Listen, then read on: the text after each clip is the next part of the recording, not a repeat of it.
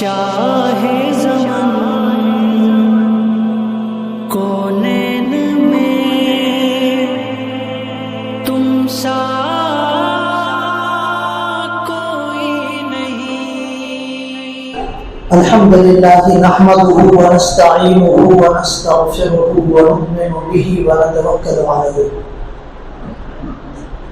ونعوذ باللہ من شرور انفسنا ومن سیئات اعمالنا من يهده الله فلا مضل له ومن يضلل فلا هادي له واشهد ان لا اله الا الله وحده لا شريك له واشهد ان سيدنا ونبينا ومولانا محمدا عبده ورسوله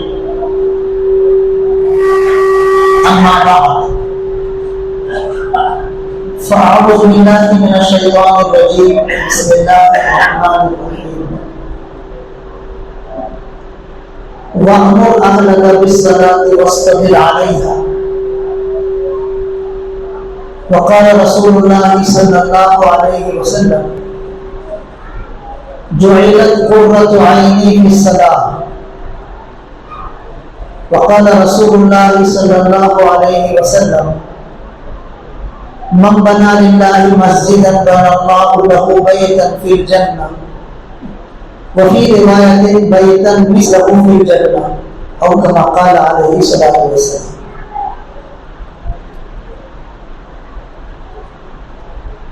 معزز علماء کرام، حفاظ اعظام، محترم بزرگوں، بھائیوں، نوجوان دوستوں اور نونہال معصوم بچوں، ہم سب کے لیے بہت بڑی سعادت ہے کہ اللہ نے اپنے کرم سے، اپنے فضل سے، اپنی نوازش سے، اپنی عنایتوں سے اس مقام پر مسجد کی تعمیر بہت ہی شاندار طریقے سے ہمیں مہیا فرمائی۔ ہم اللہ پاک کا جتنا بھی شکر بجا لائے کم ہے۔ روئے زمین میں سب سے زیادہ اللہ کو محبوب حصہ وہی ہوتا ہے جہاں مسجد بنا دی جاتی ہے،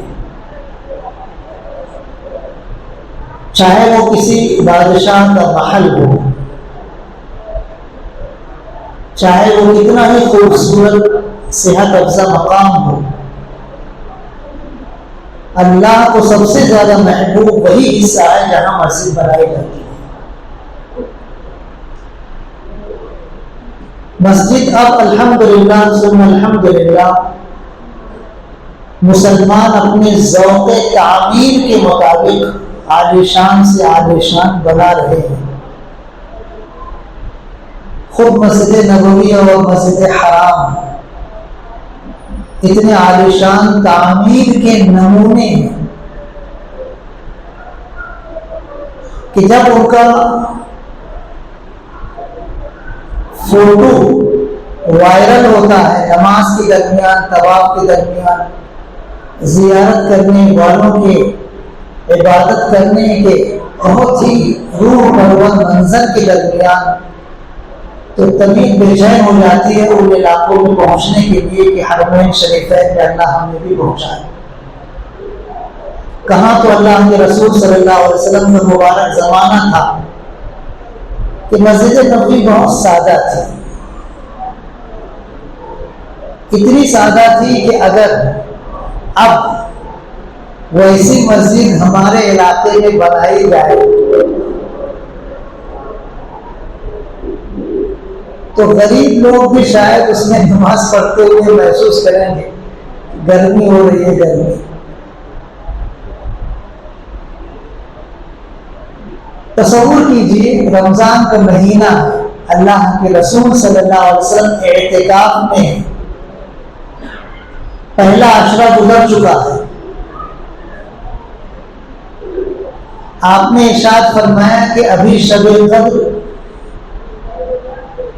ہمیں ملی نہیں ہے، اس لیے جو لوگ شب قدر کی تلاش کے لیے اعتکاف میں بیٹھے ہیں وہ ایک عشرہ مکمل کرنے کے بعد گھر نہ جائیں، جو گئے ہیں وہ واپس آ جائیں، اعتکاف میں دوبارہ دوسرے عشرے میں بھی بیٹھے رہیں۔ صحابہ کرام رضی اللہ عنہ دوسرے عشرے میں بھی بیٹھے۔ پھر حضور اکرم صلی اللہ علیہ وسلم نے ارشاد فرمایا کہ مجھے خواب میں یہ بتایا گیا ہے کہ شب قدر اس رات میں ہے جس رات میں میں مسجد میں کیچڑ میں سجدہ کر رہا ہوں۔ تو ابھی کیچڑ تو مسجد میں ہوا نہیں، گویا خواب کی تعبیر ابھی پوری ہوئی نہیں۔ پھر اس اور عشرے کی ہم اعتکاف کی نیت کر کے واپس مسجد میں آ جائیں۔ 2 عشرہ ہو گیا۔ اس کے بعد والے عشرے میں جب تیسرا عشرہ شروع ہوا تو راوی کہتے ہیں کہ آسمان پر کہیں بادل نہیں تھا، نام و نشان بھی نہیں تھا، بارش کا کوئی تصور بھی نہیں تھا۔ حضور اکرم صلی اللہ علیہ وسلم اعتکاف میں مسجد نبوی میں تھے، اور بھی صحابہ رضی اللہ عنہ اعتکاف میں تھے۔ رات میں اچانک بادل امڑ آئے اور بارش ہوئی۔ اب مسجد نبوی کیسی تھی؟ چھپر کی تھی، کھجوروں کی ٹہنیاں ڈال کر اوپر سے مٹی ڈال دی گئی تھی، ان کو روکنے کے لیے سہارے کے طور پر کھجور کے درختوں کے تنے کھڑے کیے گئے تھے۔ یہ صورتحال تھی۔ بارش ہوئی تو چھت ٹپکنے لگی۔ مسجد نبوی کی جو زمین تھی اس میں کوئی چیز بچھی نہیں تھی، کچی زمین تھی۔ بارش کے قطرات کی وجہ سے کیچڑ ہو گیا۔ اللہ کے رسول صلی اللہ علیہ وسلم نے اسی کیچڑ زدہ زمین میں نماز پڑھی۔ تو راوی کہتے ہیں میں نے خود آپ کی پیشانی مبارک پر اور آپ کی ناک مبارک پر کیچڑ کے نشان دیکھا۔ یہ وہ رات تھی جو شب قدر تھی۔ تو ایک وہ زمانہ تھا مسجد نبوی کا کہ بارش ہوتی تھی تو کیچڑ ہو جاتا تھا، سردی سے روک تھام کا کوئی نظم نہیں، بارش سے بچاؤ کا کوئی ذریعہ نہیں، گرمی سے حفاظت کا کوئی انتظام نہیں۔ اور آج اللہ کا کتنا عظیم احسان ہے کہ چھوٹی سے چھوٹی بستی میں بھی مسجد بنتی ہے تو وہ تمام ضروریات سمیت بنتی ہے۔ دیکھو کتنی خوبصورت ٹائل لگی ہوئی ہے، کتنا عمدہ لائٹ چاروں طرف لگا ہوا ہے، پنکھا بالکل مہیا ہے، ایسا نہیں کہ اب اگلے ہفتے سے پنکھا لگے گا۔ اور لائٹ بھی دیکھو کتنی خوبصورت، ایسا لگ رہا ہے جیسے بس دن نکلنے والا ہے۔ اللہ پاک کا یہ بہت عظیم احسان ہے کہ اللہ نے نماز پڑھنے کے لیے ہم لوگوں سے زیادہ مجاہدہ نہیں کروایا، ورنہ اس گرمی میں جو سعودیہ میں ہوتی ہے 50 ڈگری گرمی آج بھی ہوتی ہے، فجر کے وقت 48 ڈگری گرمی ہوتی ہے، گاڑی چلتے چلتے اچانک گرمی کی شدت کی وجہ سے جل جاتی ہے ہائی وے پر۔ اتنی شدید گرمی والے علاقے میں حضور اکرم صلی اللہ علیہ وسلم اور صحابہ کرام رضی اللہ عنہ نماز پڑھتے تھے۔ اللہ کا بہت بڑا احسان ہے کہ ہم لوگوں کو اس مجاہدے سے اللہ نے بچایا۔ اب ہم گرمی میں پڑھتے ہیں تو بہت ساری مسجدوں میں اے سی ہوتا ہے ماشاءاللہ۔ ایک مرتبہ رمضان میں جلگاؤں میں جانا ہوا، وہاں مسجد میں اے سی لگا ہوا تھا اور ظہر کی نماز ہو چکی تھی۔ کچھ ساتھی سوئے ہوئے تھے، کچھ ساتھی تلاوت کر رہے تھے۔ تو ہمارے دنیا کے ساتھی کہنے کے دیکھ رہے تھے، ہمیں دیکھ تو اے سی میں سو رہے ہیں۔ ہمارے یہاں مسجدوں میں پنکھا چلتا رہتا ہے تو کچھ لوگ اعتراض کرتے ہیں، لیکن وہاں اے سی میں لوگ رمضان میں سو رہے ہیں۔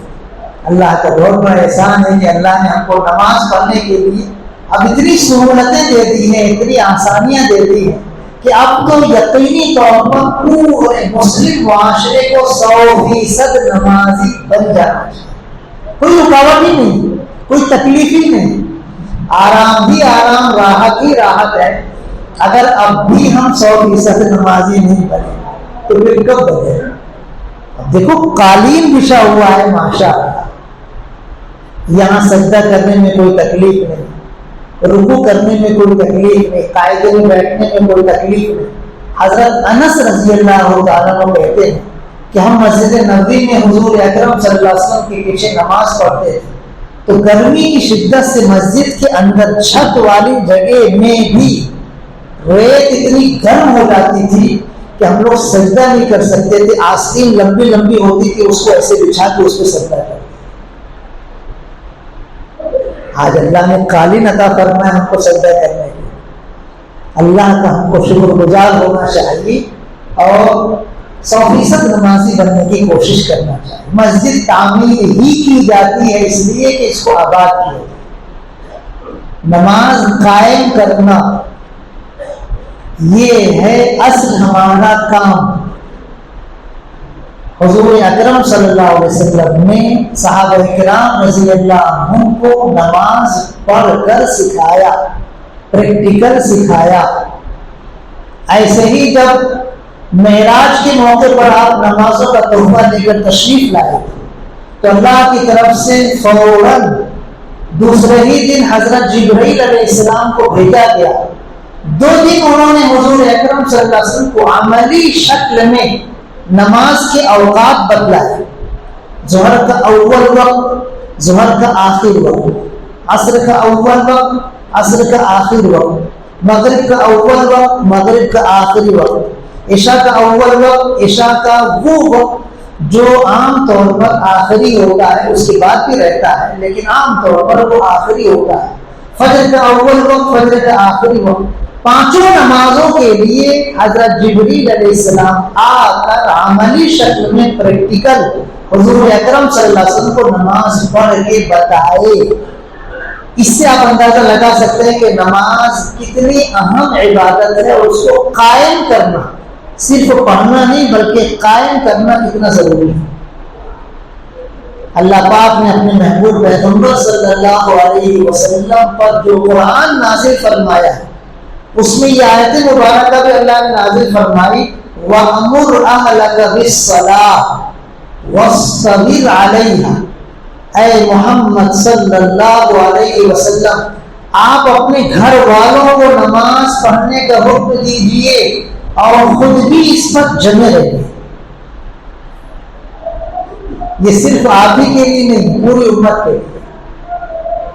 ہم خود بھی نماز پر جمے رہیں, اپنے طور پر بھی نمازی پابندی کے ساتھ بنے رہیں اور اپنے اہل و عیال کو بھی نماز کا پابند بنائیں. اب اہل و عیال میں بالغ مرد اور بالغ عورتیں بھی ہیں اور اہل و عیال میں چھوٹے معصوم بچے اور بچیاں بھی ہیں. تو حضور اکرم صلی اللہ علیہ وسلم کا ارشاد ہے, مروا اولادکم بالصلاۃ وهم ابناء 7 سنین واضربوهم علیہا وهم ابناء 10 سنین او کما قال علیہ الصلوۃ والسلام. اللہ کے رسول صلی اللہ علیہ وسلم ارشاد فرماتے ہیں کہ اپنے بچوں کو نماز پڑھنے کا حکم دو جب وہ 7 سال کے ہوں, اور جب وہ 7 سال کی عمر پہ نماز کا حکم پانے کے بعد بھی 10 سال کی عمر تک پہنچتے پہنچتے غفلت کریں, کوتاہی کریں نماز میں تو ان کو تنبیہاً مار سکتے ہیں. یہ اللہ کے رسول صلی اللہ علیہ وسلم نے گھر والوں کو نماز پڑھنے کی حکم دینے کی ترتیب بتائی. بڑے تو خیر بڑے ہیں ماشاءاللہ, سمجھدار ہیں, وہ تو ہماری نماز پڑھنے کی تلقین پر نماز پڑھیں گے, لیکن چھوٹے جو بچے ہیں 7 سال کے, 8 سال کے, 9 سال کے, 10 سال کے, ان کے بارے میں بھی حضور اکرم صلی اللہ علیہ وسلم نے حکم دیا ہے کہ ان کو نماز پڑھنے کا حکم دو اور نماز پڑھنا سکھاؤ, شوق دلاؤ. نماز پڑھنے کے لیے ان کو نماز کا عاشق بناؤ, نماز کی محبت ان کے دل میں اتارو تاکہ وہ 10 سال کی عمر تک بالکل پابندی سے نماز پڑھنے والے بن جائیں. اور اتنی محنت کرنے کے بعد بھی اگر کوئی بچہ اپنی فطری غفلت کی وجہ سے, لاوبالی پن کی وجہ سے نماز نہ پڑھے تو تنبیہاً تم مار سکتے. یہ اللہ کے رسول صلی اللہ علیہ وسلم کا حکم. مسلم معاشرہ ایسا ہی ہونا چاہیے کہ ہر گھر میں بڑے بھی چھوٹے بھی سب نمازی. کوئی گھر مسلمانوں کا ایسا نہ ہو جو بے نمازی. 100% نمازی ہونے چاہیے۔ حضرت مولانا محمد الیاس رحمۃ اللہ علیہ ایک ٹارگیٹ اپنے سامنے رکھا، دین مکمل زندگی میں لانا ضروری ہے، لیکن انہوں نے رفتہ رفتہ آہستہ آہستہ امت میں دین کو داخل کرنے کے لیے سب سے پہلے نماز کا انتخاب کیا کہ یہ ہماری مسلم قوم میں پختہ انداز میں 100% زندہ ہو جائے۔ انہوں نے ایک علاقے پر محنت کی، میوات کے علاقے پر، اور الحمدللہ ثم الحمدللہ ان کی مبارک زندگی میں وہ دن آیا کہ 100% میواتی مسلمان بن گئے۔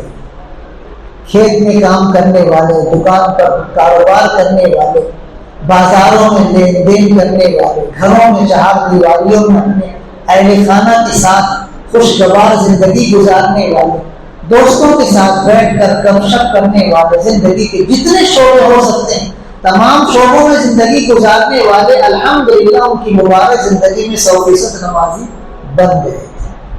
ہمارا بھی یہ ٹارگیٹ ہونا چاہیے کہ ہم کم از کم اپنے محلے کو 100% نمازی بنائیں۔ اب نمازی بنانے کے لیے ہم کو ایک کام کرنا ہے بہت اہم، وہ ہم کرتے تھے۔ حضور اکرم صلی اللہ علیہ وسلم نے ارشاد فرمایا ہے، ان من احبکم الی احسنکم اخلاقا، او کما قال علیہ الصلوۃ والسلام، تم میں سب سے زیادہ مجھے محبوب، یہ اللہ کے رسول صلی اللہ علیہ وسلم بول رہے ہیں، ارشاد فرمایا تم میں سب سے زیادہ مجھے محبوب وہ مسلمان ہے جس کے اخلاق تم میں سب سے اچھے ہیں۔ اخلاق اگر ہمارے اچھے رہیں گے تو انشاءاللہ مسجد نمازیوں سے بھر جائے، 100% نمازی بن جائے۔ اخلاق ہمارے اچھے نہیں ہیں، ہم کسی کو نماز غلط پڑھتے دیکھتے ہیں، وضو غلط کرتے دیکھتے ہیں تو بہت کرخت لہجے میں ڈانٹ کر، بہت تلخ لب و لہجے میں اس کی تنبیہ کرتے ہیں۔ نہیں، محبت سے، حکمت سے، ہمدردی سے، خیر خواہی سے اس کو سمجھاؤ۔ اس کو یہ احساس ہونا چاہیے کہ ہم اللہ کے گھر میں آئے ہیں اور ہمارا اکرام ہو رہا ہے، ہماری توہین نہیں ہو رہی ہے، ہمارا اعزاز ہو رہا ہے۔ اللہ کے رسول صلی اللہ علیہ وسلم کا طریقہ یہی تھا مسجد نبوی میں کہ آنے والے نمازیوں کا آپ اکرام کرتے تھے، چاہے وہ دیہات کا ہو، چاہے وہ یہی کا ہو، چاہے وہ نوجوان ہو، چاہے وہ عمر رسیدہ ہو، چاہے وہ پڑھا لکھا ہو، چاہے وہ ان پڑھ ہو، چاہے وہ مالدار ہو، چاہے غریب ہو۔ اللہ کے رسول صلی اللہ علیہ وسلم بحیثیت امام ہونے کے، بحیثیت متولی ہونے کے، مسجد نبی میں آنے والے ہر مصلی کا اکرام کرتے ہیں۔ اگر کبھی کسی مصلی سے مسجد کے آداب کے خلاف کوئی بات ہو جاتی تھی یا نماز میں کوئی غلطی ہو جاتی تھی تو آپ نرمی سے اس کو سمجھاتے، محبت سے، اپنائیت سے سمجھاتے تھے۔ یہ حسن اخلاق انشاءاللہ ثم انشاءاللہ اس ہمارے علاقے کو 100% نمازی بنائے گا۔ ہم اپنے دلوں کو کشادہ کریں، غصہ آتا ہے، غصہ پینے کی ہم کو ریسل ہونی چاہیے، پریکٹس ہونا چاہیے۔ حضور اکرم صلی اللہ علیہ وسلم سے ایک صحابی نے کہا رضی اللہ تعالیٰ اوصنی یا رسول اللہ، اے اللہ کے رسول مجھے کچھ نصیحت فرما دیجیے۔ آپ نے فرمایا لا تغضب، غصہ مت ہوا کر۔ انہوں نے پھر کہا کہ اللہ کے رسول ٹھیک ہے اور کوئی نصیحت فرما دیجیے۔ دوسری مرتبہ بھی آپ نے یہی ارشاد فرمایا لا تغضب، غصہ مت ہوا کر۔ انہوں نے کہا ٹھیک ہے اور کوئی نصیحت فرما دیجیے۔ تیسری مرتبہ بھی آپ نے کہا لا تغضب، غصہ مت ہوا کر۔ غصہ آدمی جب ہوتا ہے تو یہ سمجھ لو شیطان کے شکنجے میں ہوتا ہے۔ اسی لیے حضور اکرم صلی اللہ علیہ وسلم نے ارشاد فرمایا کہ غصہ آئے اور تم کھڑے ہو تو بیٹھ جاؤ، وضو کر لو، بیٹھے ہو تو لیٹ جاؤ۔ آپ نے خود فرمایا کہ غصہ شیطان کی طرف سے آتا ہے اور شیطان کو آگ سے پیدا کیا گیا ہے اور پانی سے آگ کو ٹھنڈا کیا جاتا ہے، بجھایا جاتا ہے۔ تو غصہ ہے تو وضو کرو، اعوذ باللہ من الشیطان الرجیم پڑھ لو، کہ شیطان کے اثرات سے جو غصہ ہم پر سوار ہوا ہے وہ دور ہو جائے۔ غصہ آتا ہے فطری طور پر، انسان ہے، لوکھنڈ نہیں ہے، پلاسٹک نہیں ہے، لکڑی نہیں ہے، وہ انسان ہے، گوشت پوست ہے۔ اللہ نے فطرت بنائی، اس کے غصہ ہو، کتنا بھی سنجیدہ آدمی ہو، کتنا بھی باوقار آدمی ہو، کتنا بھی نرم دل آدمی ہو، کبھی نہ کبھی تو غصہ آ ہی جاتا ہے۔ لیکن غصہ آنے پر اپنے آپ کو کنٹرول کرنا یہ بہت ضروری ہے۔ ہم مسجد میں آئے، پنکھا چلانے کے بارے میں کسی نے مسجد کے قاعدے قانون کی خلاف ورزی کی، ہم نے ڈانٹ دیا، غصہ آیا اس کو بھی ہم کو بھی، وہ پلٹ کر جواب دے دیا، ہم نے اس کو پکڑ کے باہر کھینچ کے نکال دیا۔ یہ حرکت نہیں ہونی چاہیے۔ آنے والے کو بھی نارمل ہونا چاہیے، ہم کو بھی نارمل ہونا چاہیے، سمجھا دینا چاہیے۔ حضرت عمر رضی اللہ تعالیٰ اپنے زمانے خلافت میں مسجد نبوی میں دیکھے کچھ لوگ روضہ اطہر کے پاس مسجد نبوی میں زور زور سے بات کرتے، تو حضرت عمر رضی اللہ تعالیٰ نے ایک صاحب سے کہا، کون ہے؟ بلا کے لاؤ، بلا کے لاؤ۔ آپ نے پوچھا کہاں کے ہو؟ تو لوگ مدینہ منورہ کے ہو؟ بولے نہیں، ہم لوگ باہر سے آئے۔ تو حضرت عمر رضی اللہ کو غصہ آیا، آپ نے کہا کہ اگر تم یہاں کے ہوتے نا تو میں تم کو سزا دیتا، اللہ کے رسول صلی اللہ علیہ وسلم کی مسجد میں تم زور سے بات کر رہے ہو، لیکن تم باہر سے آئے ہو، اس لیے میں درگزر کر رہا ہوں، جاؤ معاف کرتا ہوں، زور سے بولنا نہیں، اللہ کے رسول صلی اللہ علیہ وسلم کی مسجد ہے۔ جیسے آپ کی مبارک زندگی میں زور سے بولنا منع تھا، قرآن میں لا ترفعوا اصواتکم فوق صوت النبی اللہ نے فرمایا، تو ایسے ہی آپ کے بعد مسجد نبوی میں زور سے بولنا نہیں۔ غصہ آیا لیکن پی گئے، ایک عذر تھا، اس کی وجہ سے برداشت کر لیا۔ تو آنے والا کوئی بھی مہمان، کوئی بھی نمازی آ رہا ہے، ہم کو بھی غصہ آئے گا، ہو سکتا ہے اس کو بھی غصہ آئے، لیکن ہم کو غصہ کی وجہ سے۔ مسجد یہ کوئی جھگڑے کی جگہ نہیں ہے، یہ تو محبت اور الفت اور سکون تقسیم ہونے کی جگہ۔ اللہ کے رسول صلی اللہ علیہ وسلم کو کبھی کبھی غصہ آتا تھا مسجد میں کسی حرکت پر، لیکن دوسرے جو صحابہ تھے رضی اللہ تعالیٰ عنہ، وہ آپ کا مزاج جانتے تھے، مزاج شناس، فوراً اس بات کو جو آپ کو غصہ دلانے والی تھی اس کو ایسے خوبصورت انداز میں حضور کے سامنے نرم کر لیتے تھے کہ آپ فوراً نارمل ہو جاتے۔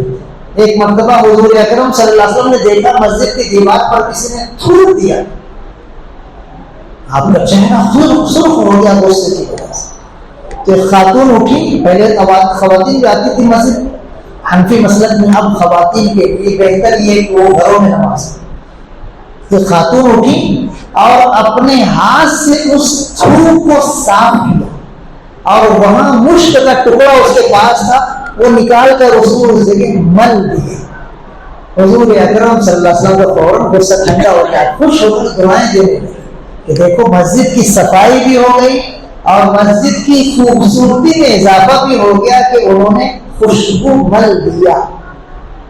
ایک صحابی ہے تمیم داری رضی اللہ عنہ، سن 9 ہجری میں باہر سے آئے، مسجد نبوی میں دیکھا کوئی روشنی کا انتظام نہیں، تو قندیلیں لائے تھے، قندیلیں، انہوں نے جگہ جگہ مسجد نبوی میں روشن کر دیا۔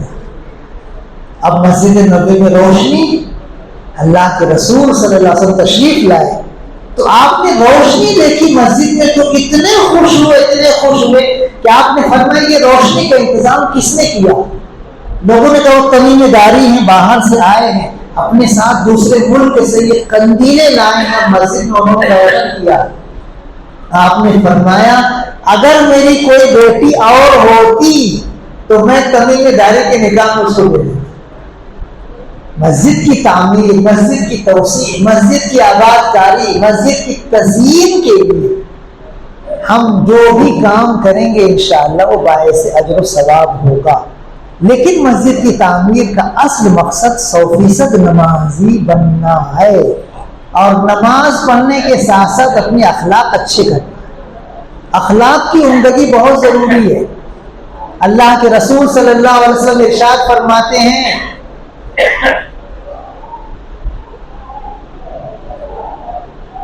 حسن اخلاق کے ذریعے مسلمان رات بھر نماز پڑھنے والے دن بھر روزہ رکھنے والے کا درجہ حاصل کر لیتا ہے۔ حسن اخلاق کے ذریعے رات بھر نماز پڑھنے والے دن بھر روزہ رکھنے والے کا مقام حاصل کر لیتا ہے۔ مسجد میں آ رہے ہیں، اپنے آپ کو بالکل برف کی طرح ٹھنڈا کر لو۔ مسجد میں آ رہے ہیں، اپنے آپ کو برف کی طرح ٹھنڈا کر لو، ریشم کی طرح نرم کر لو، شہد سے زیادہ میٹھا بنا لو۔ ہو سکتا ہے ہمارے مسلک کے خلاف، ہماری نقطۂ نظر کے خلاف، ہمارے سوچنے سمجھنے کے زاویے کے خلاف کوئی حرکت ہوگی تو ہم اس کو نرمی سے برداشت کریں، سختی سے نہیں، نرمی سے برداشت کریں، اور محبت سے ہم اس چیز کو دور کرنے کی کوشش کریں۔ یہ ہمارا فرض ہونا چاہیے مسجدوں کی آباد کاری کے لیے۔ ایک دیہاتی نے مسجد میں پیشاب کر دیا حضور اکرم صلی اللہ علیہ وسلم کے زمانے میں، صاحب ایک دم خفا ہو گئے، ڈانٹنے لگے، ڈپٹنے لگے، تو حضور نے کہا ٹھہر جاؤ، ٹھہر جاؤ، اس کو اس کی ضرورت پوری کر لینے دو۔ ضرورت اس نے پوری کر لی تو آپ نے فرمایا کہ جہاں اس نے پیشاب کیا ہے وہاں ایک ڈول پانی بہا ہے، ایک ڈول پانی بہایا گیا، مسجد کا وہ حصہ پاک ہو گیا، مسئلہ حل ہو گیا۔ اگر ہم ہوتے تو پتہ نہیں کیا کچھ ہو جاتا، لیکن حضور چٹکیوں میں مسئلے کو حل کیا، اتنے خوبصورت تدبیر سے آپ نے اس کو حل کیا۔ پانی کا ڈول منگوایا، وہاں بہا دیا، جگہ پاک ہو گئی، مسئلہ حل ہو گیا۔ پھر ان کو بلا کر وہ جو دیہات کے تھے، مسجد کے آداب سے ناواقف، ان کو آپ نے محبت سے سمجھایا کہ اللہ کا گھر ہے، یہاں نماز پڑھی جاتی ہے، قرآن کی تلاوت ہوتی ہے، اللہ کا ذکر کیا جاتا ہے، اس جگہ کو پاک صاف رکھنا چاہیے، اس کو گندا نہیں کرنا چاہیے۔ محبت سے، نرمی سے، اپنائی سے آپ نے سمجھایا تو ان کی سمجھ میں آ گیا، اور وہ کہتے ہیں کہ اتنی محبت اور شفقت سے کسی شخص نے مجھے تعلیم نہیں، نہ آپ نے ڈانٹا، نہ آپ نے ڈپٹا، نہ آپ نے مجھے جھڑکا، نہ مسجد سے باہر کیا، محبت سے، اپنائیت سے آپ نے سمجھایا۔ تو اس چہار دیواری میں ہم آئے تو اپنے آپ کو بالکل بدل گئے۔ ہم اپنی جگہ کتنے بھی شہزور ہوں، کتنے بھی بہادر ہوں، کتنے بھی اپنے علاقے کے اثر و رسوخ رکھنے والے ہوں، لیکن یہاں آئے تو بالکل نرم جھک جائیں، ہر اعتبار سے ہم نرم ہو جائیں، تاکہ ہماری مسجد 100% نمازی والی مسجد بنے۔ کم از کم ایک مسجد تو ایسی ہو کہ یہاں 100% نمازی ہو۔ اگر ایسی ہم کوشش کر لیں تو کوئی بعید نہیں کہ ہمارا شہر عزیز مالیگاؤں واقعی 100% نمازیوں والا شہر بن جائے۔ اللہ ہمیں وہ دن روشن روشن دکھا دے جب ساری مسجدیں 100% نمازیوں سے آباد ہو جائے، ہمارے معاشرے کا ایک فرد بھی بے نمازی نہ رہے۔ حضور اکرم صلی اللہ علیہ وسلم اپنے مبارک زمانے میں جیسا ماحول بنائے تھے، اس ماحول کا اثر یہ تھا۔ اذان کتنی بجے ہوگی؟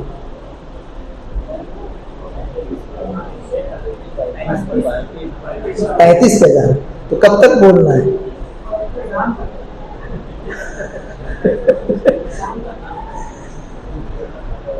کچھ لوگوں کو وضو بھی کرنا ہوگا نا، کچھ لوگوں کو وضو کرنا ہوگا، کچھ حاجت ہے۔ حضور اکرم صلی اللہ علیہ وسلم نے معاشرہ ایسا بنایا تھا کہ اس معاشرے میں نماز مسلمانوں کے دلوں میں سب سے اہم اور اونچی عبادت سمجھی جاتی، سب سے اہم۔ منافقین بھی ہمت نہیں کرتے تھے نماز چھوڑنے کی، ہمت نہیں کرتے تھے نماز چھوڑنے کی، بیمار لوگ بھی ہمت نہیں کرتے تھے نماز چھوڑنے کی۔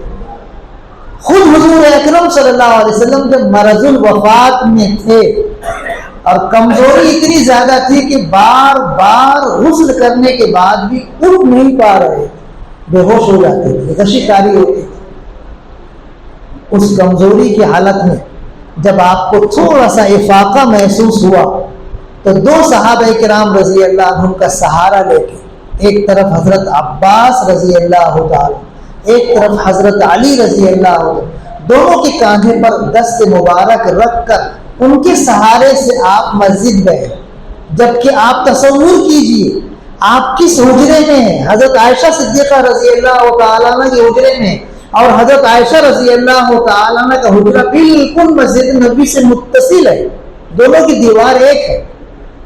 اتنے قریب ہونے کے باوجود مسجد میں جانے کے لیے کمزوری اتنی تھی کہ آپ اپنے پیر سے چل کر نہیں جا سکے۔ ان دو صحابہ رضی اللہ عنہ کاندھے پر ہاتھ رکھ کر آپ ایسے گئے ہیں کہ آپ کے قدمین مبارک زمین پر گھسٹ گئے، اٹھ نہیں رہے تھے، اتنی کمزوری تھی۔ پھر بھی آپ مسجد میں گئے اور جماعت سے نماز آپ نے پڑھائی۔ اللہ کے رسول صلی اللہ علیہ وسلم نے گویا امت کو یہ سبق دیا کہ نماز جہاں تک ہو سکے چھوڑنا نہیں، جتنی ممکن حد ہو سکتی ہے استطاعت کی، طاقت و قوت کی، نماز چھوڑنا نہیں۔ آدمی بالکل ہی مجبور ہو جائے تو بات الگ ہے، لیکن اگر طاقت ہو کسی بھی انداز کی، چاہے گھسٹ کر کسی کے سہارے ہو، مسجد میں جا کر نماز پڑھنے کی کوشش کرنا چاہیے۔ بیماروں کے لیے عذر بھی قبول کیا گیا ہے شریعت میں، لیکن جہاں تک ہو سکے اپنی استطاعت کے بقدر نماز پڑھنے کے لیے مسجد میں جانے کی کوشش کرنا چاہیے، نماز چھوڑنا نہیں چاہیے۔ صحابہ کرام رضی اللہ عنہم کے جو واقعات آتے ہیں جنگ کی حالات میں، سوچو تو ایسا لگتا ہی نہیں کہ انسان تھے، ایسی انہوں نے حالتوں میں نمازیں پڑھی ہیں کہ ہم کبھی خواب میں بھی اس کا تصور نہیں کر سکتے۔ حضرت انس رضی اللہ تعالیٰ فرماتے ہیں، بخاری شریف کی روایت، کہ قلعے کا محاصرہ کیے تھے صحابہ کرام رضی اللہ عنہ نے، قلعے کا محاصرہ کیا، گھمسان کا رنگ پڑا، جم کر دشمن کی طرف سے بھی صحابہ کرام رضی اللہ عنہ کی طرف سے بھی تیروں کی بارش ہوئی۔ اس جنگ میں نماز قضا ہونے کے قریب ہو گئی، فجر کی نماز، لیکن اللہ نے اس سے پہلے قلعہ فتح فرما دیا۔ تو حضرت انس رضی اللہ عنہ کہتے ہیں کہ ہم لوگ قلعہ فتح کرنے کے بعد جب نماز پڑھ کے فارغ ہوئے تو یقین جانو ہمارے دل کی گہرائی میں قلعہ فتح کرنے کی اتنی خوشی نہیں تھی جتنی خوشی نماز پڑھنے کی تھی۔ یہ صحابہ کرام رضی اللہ عنہ کی زندگی میں نمازوں کی محبت، قلعہ فتح ہو رہا ہے، اتنی بڑی خوشی مل رہی ہے، لیکن اس کے مقابلے میں نماز پڑھنے کا اللہ نے موقع دے دیا، اس کی خوشی سب سے ہے۔ تو نماز کی محبت، نماز کی الفت، نماز کا شوق، نماز کی چاشنی، مٹھاس ہمیں ایسی محسوس ہونی چاہیے کہ ہم کو حضور اکرم صلی اللہ علیہ وسلم کی اس مبارک ارشاد کا کچھ حصہ اللہ کے کرم سے مل جائے۔ آپ نے فرمایا جعلت قرۃ عینی فی الصلاۃ، اور کما قال علیہ الصلوۃ والسلام، میری آنکھوں کی ٹھنڈک نماز میں رکھی گئی۔ ہم نماز پڑھیں تو نماز پڑھ کے ہماری آنکھیں ٹھنڈی، اطمینان کی آخری کوشش اور انتہا ہے آنکھوں کا ٹھنڈا ہو۔ نماز پڑھ کر یہ سکون اور یہ کیف ہم کو اللہ اپنے کرم سے عطا فرمائے اور ہماری بھی آنکھوں کی ٹھنڈک نماز بن جائے۔ ابھی رمضان آنے والا ہے، تراویح کی نماز پڑھنے کے لیے ایک امتحان ہمارے سامنے آنے والا ہے۔ تراویح کی نماز میں ہمارے بہت سارے نوجوان ساتھی دل جمعی سے نماز نہیں پڑھتے، حالانکہ تراویح کی نماز حضور اکرم صلی اللہ علیہ وسلم کے مبارک زمانے میں پہلے دن جو ادا کی گئی اس میں کم نمازی تھے، لوگوں کو معلوم نہیں تھا۔ کچھ لوگ تھے مسجد نبوی میں نماز ہو گئی، دوسرے دن پتہ چلا تو نمازی بڑھ گئے، تیسرے دن اور بات پھیلی کہ اللہ کے رسول صلی اللہ علیہ وسلم نے تراویح کی نماز پڑھائی، بہت لطف آیا، بہت مزہ آیا۔ تو تیسرے دن تو اتنے نمازی آ گئے کہ مسجد نبوی کی جگہ تنگ ہو گئی، باہر لوگ۔ یہ تراویح کی نماز کا عالم تھا، پہلے دن کم، اس کے بعد اور زیادہ، اس کے بعد اور زیادہ۔ ہمارے اس کے برعکس ہوتا ہے، پہلے دن تو بہت زیادہ لوگ ہوتے ہیں تراویح، پھر کم ہوتے ہوتے مسجد کے اندر کا حصہ ہوتا ہے وہ بھی پر ہونا مشکل ہو جائے۔ یہ شوق رمضان جیسے مہینے میں تراویح جیسی نماز میں ہم لوگوں کا مزمحل کیوں ہو جاتا ہے، پسمردہ کیوں ہو جاتا ہے؟ اس کو تو دن بدن بڑھنا چاہیے اور نشوونما پا کر اس کو تو اور زیادہ تر و تازہ ہونا چاہیے۔ اللہ کا کلام پڑھا جا رہا ہے، اور رمضان جیسے مہینے میں جس میں قرآن نازل ہونا شروع ہوا، اور تراویح جیسی نماز میں جو عید کا چھپ دیکھتے ہی بند ہو جائے گی تراویح کی نماز، پھر آپ نہیں پڑھ سکیں گے۔ وہ تحفہ جو ایک مہینے کے لیے اللہ نے دیا، اس تحفے کی ناقدری نہیں ہونی چاہیے۔ تو یہ امتحان ہمارا ہوگا ابھی رمضان میں، خدا کے لیے شوق سے تراویح پڑھو، شوق سے فرائض نمازوں کی پابندی کرو، اور رمضان گزرنے کے بعد بھی یہ شوق باقی رہنا چاہیے، زندہ رہنا چاہیے، یہ شوق ختم نہیں ہونا چاہیے۔ اللہ کرے رمضان ہمارا خیر و عافیت سے اس طرح گزرے کہ اللہ ہماری ٹوٹی پھوٹی عبادتوں سے خوش ہو جائے، راضی ہو جائے، اور اللہ اپنے کرم سے، اپنے فضل سے عمر بھر اسی طرح شوق اور ذوق سے جیسے رمضان میں اللہ نے ہمیں توفیق عطا فرمائی، اسی طرح رمضان کے بعد بھی اللہ ہمیں اپنی عبادتوں کی توفیق عطا فرمائے۔ وقت میرے خیال سے ہو گیا ہے، 5 منٹ باقی ہے۔ کچھ لوگوں کو وضو کرنا ہوگا وہ وضو کر لیں گے، اور مفتی صاحب بھی ماشاءاللہ حفظہ اللہ ورعا تشریف لے آئے ہیں۔ اور اب میں چاہتا ہوں کہ مفتی صاحب آپ لوگ نماز کی تیاری کریں، اور نماز کے بعد مفتی صاحب کا بیان بھی ہوگا۔ ہم لوگ ایک مجبوری کے تحت فوراً نماز کے بعد نکل جائیں گے، کیونکہ وہاں ایک پروگرام میں شریک ہونا ہے، وہ پروگرام مغرب بعد ہی شروع ہو جائے گا، لیکن یہ ہم نے ان سے اجازت لی ہے کہ ہم عشاء تک پہنچیں گے، تو انہوں نے اجازت دی تو ہم آپ کی خدمت میں حاضر ہو گئے ہیں۔ اللہ پاک اس شہر عزیز کو امن و سلامتی کا گہوارہ بنائے، اللہ پاک یہاں کے باشندوں کو امن و سلامتی کی دولت عطا فرمائے، اللہ پاک ہمارے برادران وطن کو بھی ایمان کی دولت عطا فرمائے، اللہ پاک دشمنان اسلام کو بھی ایمان کی دولت عطا فرمائے، اللہ پاک ہر مسلک کے مسلمان کو آپس میں مل جل کر بھائی بھائی بن کر رہنے کی توفیق عطا فرمائے۔ آمین۔ وآخر دعوانا الحمدللہ رب العالمین۔